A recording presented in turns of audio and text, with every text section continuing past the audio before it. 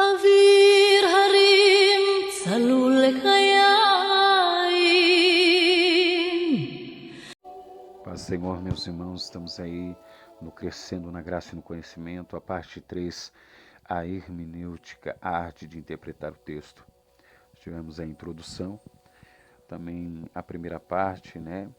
A Bíblia explica ela mesma. Agora vamos aí, não se pode interpretar o texto bíblico de forma isolada. Vamos ver um pouquinho acerca disso de forma resumida, ao qual nós vamos ver acerca desta regra da hermenêutica, que é o que nós mais vemos aí, pessoas analisando, né, dando aquilo que ela entende do texto, da sua própria maneira, sem ter ali um conhecimento certo do que o texto realmente está explicando. E qual a maneira certa de eu não cometer esse erro, pastor?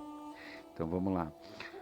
Você vê que esse erro, o primeiro a quebrar essa regra, foi o próprio diabo, né? Quando ele quis induzir Jesus a cometer um grande erro numa interpretação isolada de um texto bíblico. Porque todas as vezes que você faz isso, você quebra essa regra básica da hermenêutica, que é um texto fora do contexto. Aí você vai acabar gerando o quê? Um pretexto. Então o que acontece? Devemos analisar o texto e o contexto antes e o depois. Você vê que quando o próprio diabo, segundo o capítulo 4 de Mateus, quando Jesus é tentado, ele vai citar um texto para Jesus, dizendo para Jesus, e disse, se tu és filho de Deus, lança-te daqui abaixo, porque está escrito. Olha, ele cita o Salmo 91, porque está escrito, que o diabo conhece a palavra, está escrito que aos seus anjos dará ordem ao teu respeito, tomar-te-ão nas tuas mãos, para que nunca tropece com o teu pé em pedra. Então você vai ver, imagina você se você não analisa o contexto, o que pode acontecer, né? Então você vai ver que Jesus, ele vai citar o contexto, né? Você vai ver, porém, o Senhor vai dizer, não tentarei o Senhor vosso Deus. Então ele cita o contexto daquilo qual ele havia dito. Então se você for ler de forma isolada algumas partes da Bíblia, por exemplo, Salmos 14, verso 1, 53, verso 1, você vai pensar que ali a Bíblia está negando a existência de Deus.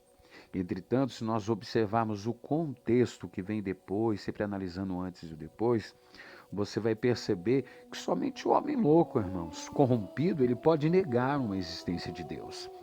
Então, o que fica claro para nós? Que ninguém ele pode se utilizar de uma frase isolada das Escrituras Sagradas, da Bíblia, na sua totalidade de 66 livros que compõem o Cânon Sagrado, as Escrituras Sagradas, para se beneficiar ou justificar de uma teoria errada. Você pode ver que, acerca disso, o apóstolo Paulo dos Gentios, escrevendo a sua carta, segunda carta à igreja aos Coríntios, no capítulo de número 4, verso 2, veja bem o que Paulo diz. Antes, rejeitamos as coisas que por vergonha se ocultam. Preste bem atenção, irmãos. Não andando com astúcia e nem falsificando a palavra de Deus. Assim recomendamos a consciência. Então tudo que fazemos para Deus tem que ser consciente. Até mesmo a leitura. Quando você vai ler a Bíblia de maneira consciente, não é como você lê um jornal, não. A Bíblia, ela é estudada, né?